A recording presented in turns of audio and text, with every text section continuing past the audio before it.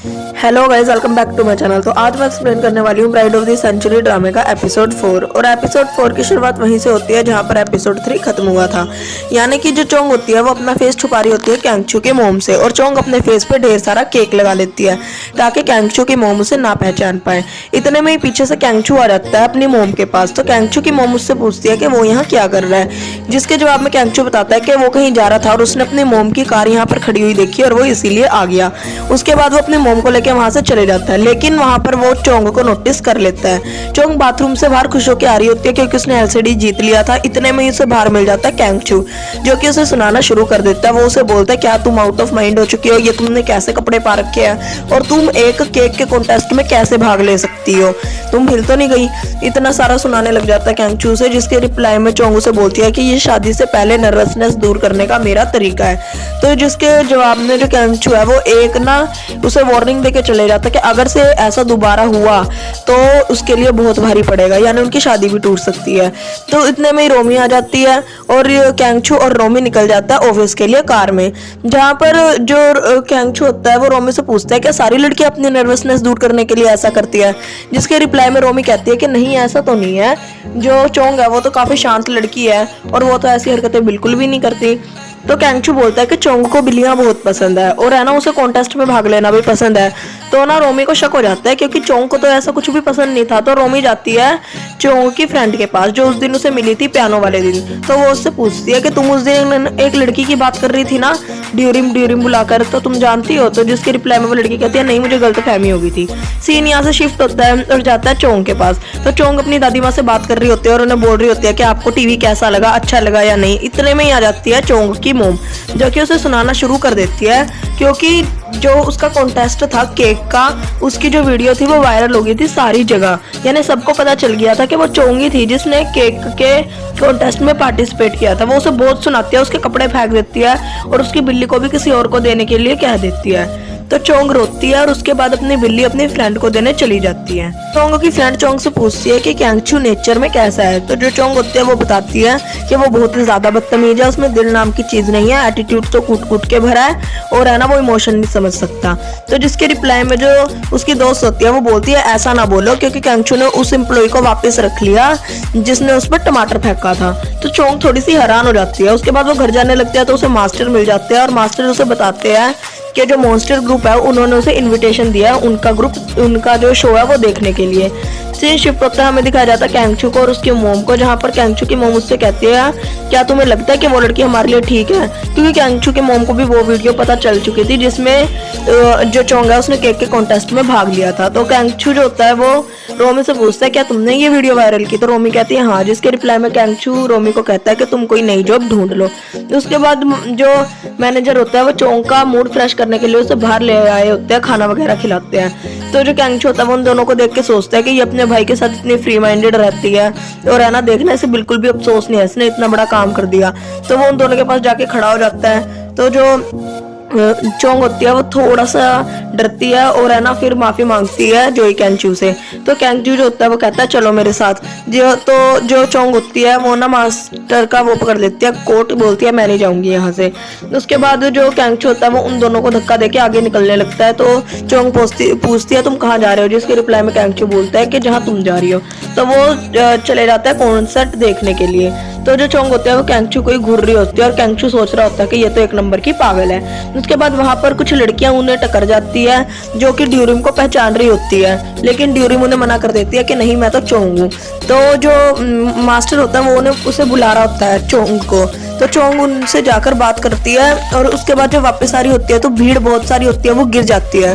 तो वहां पर उसे कैंगचू देख लेता है और पकड़ के अपने पास ले आता है और वो उसे एक कोने में ले जाता है जहां पर वो उसके पास आने की कोशिश करता है और बोलता है कि तुम यही चाहती थी ना, तुम ये सब हरकतें करके मेरे पास आना चाहती हो ना।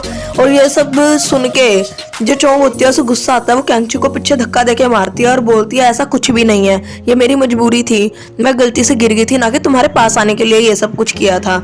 मतलब कहने का मतलब ये है, ये बंदा नेक्स्ट लेवल है, कुछ भी करो इसे लगता है इसी के लिए हो रहा है। तो इसके बाद कॉन्सर्ट शुरू हो जाता है, ये सारे बहुत ज्यादा मजा करते हैं और उसके बाद एंड में जब पूरा कॉन्सर्ट खत्म हो जाता है तो जो केंचू का भाई यानी कि जो मॉन्स्टर ग्रुप का एक मेंबर है वो अनाउंसमेंट करता है कि उसके भाई की और उसकी भाभी की शादी हो रही है और वो दोनों यहाँ आए हैं। वहां पर सारे हॉल में किस किस किस शब्द जो है गूंजना शुरू हो जाता है। सारे चाहते थे कि वो दोनों किस करें, तो चोंग और जो केंजू एक दूसरे को किस करते हैं। उसके बाद जो चोंग और केंजू होता है वो फोटो वगैरह खिंचवाते हैं और है ना मतलब ऑटोग्राफ वगैरह लेते हैं मॉन्स्टर ग्रुप का। इसके बाद केंचू का भाई चोंग से पूछता है कि क्या तुम्हें किस में मजा आया, मेरा भाई आज तक ऐसी हरकतें कभी भी नहीं करता।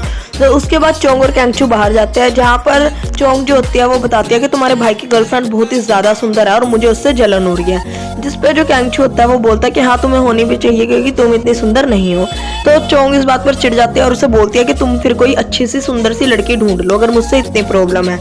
सीन शिफ्ट होता है और जो चोंग से चोंग की मोम माफी मांगती है और उसके बाद जो केंचू होता है वो दूसरी साइड सोच रहा होता है कि ये लड़की ने मुझे धक्का कैसे दिया और ये मेरे साथ ऐसा व्यवहार कैसे कर सकती है, केक कॉन्टेस्ट में कैसे भाग ले सकती है वगैरह वगैरह। उसके बाद सीन शिफ्ट हो जाता है और सुबह हो जाती है। तो सुबह चोंग के पास आ जाता है फ्लावर, तो वो फ्लावर देख के सोचती है ये किसने भेजे हैं और जब वो पढ़ती है उस पर लिखे हुए चिप पे तो वहां उसे पता चलता है कि आज मैनेजर का जन्मदिन है। तो वो खुश हो जाती है, वो खाना वगैरह सबको सर्व करती है, लेकिन सुबह सुबह मैनेजर वहां नहीं थे।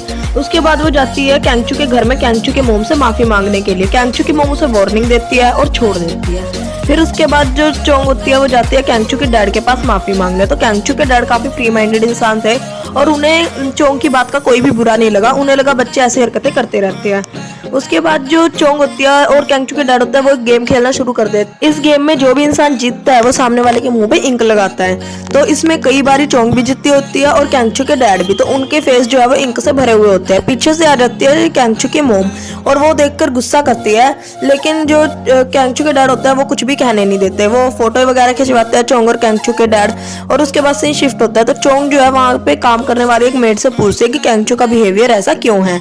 तो वो मेड बताती है कि केंचू बचपन में किडनैप हो गया था, जिसके बाद उसका विश्वास लोगों से उठ गया। इसके बाद हमें दिखाया जाता है रोमी को और केंचू के भाई को। केंचू का भाई रोमी से मिलने आया होता है, लेकिन रोमी की तबीयत खराब होती है और वो वहीं बेहोश हो जाती है। तो जो केंचू का भाई होता है वो रोमी को हॉस्पिटल लेके चले जाता है। सीन शिफ्ट होता है और हमें दिखाया जाता है केंचू को और चोंग को। चोंग मैनेजर के लिए टाई पसंद कर रही होती है क्योंकि मैनेजर का आज जन्मदिन था, लेकिन केंचू सोचता है कि चोंग उसके लिए टाई ले रही है। तो चोंग केंचू को बोलती है कि ये टाई अच्छी है ना, जिसके रिप्लाई में केंचू बोलता है मुझ पर ये सूट नहीं करेगी। तो जो चोंग होती है वो केंचू को बोलती है ये तुम्हारे लिए है भी नहीं। केंचू को फोन आता है उसके भाई का और पता लगता है कि जो रोमी है वो हॉस्पिटल में है। केंचू रोमी से मिलने जाता है और उसे बोलता है कि तुम ऐसा ना करो, खाया पिया करो। तो जिसके रिप्लाई में जो रोमी है वो केंचू से बोलती है कि तुम्हें चिंता नहीं होनी चाहिए क्योंकि तुम्हारी शादी हो रही है बिना प्यार के, यानी तुम्हें प्यार भी नहीं है उस लड़की से। उसके बाद जो चोंग होती है वो मिलने जाती है रोमी से खाना लेकर, लेकिन रोमी चोंग का खाना फेंक देती है। चोंग को बुरा लगता है और वो अपने घर आ जाती है। तो घर आने के बाद वो मैनेजर को ढूंढती है, मैनेजर उसे नहीं मिलते। वो चोंग की मोम को फोन करती है, चोंग की मोम को भी नहीं पता होता मैनेजर कहाँ है। तो उसके बाद हमें दिखाया जाता है पास्ट का सीन। पास्ट में आखिर हुआ क्या था। पास्ट में हुआ ये था कि जो रियल चोंग थी उसे केंचू ने एक नेकलेस दिया था।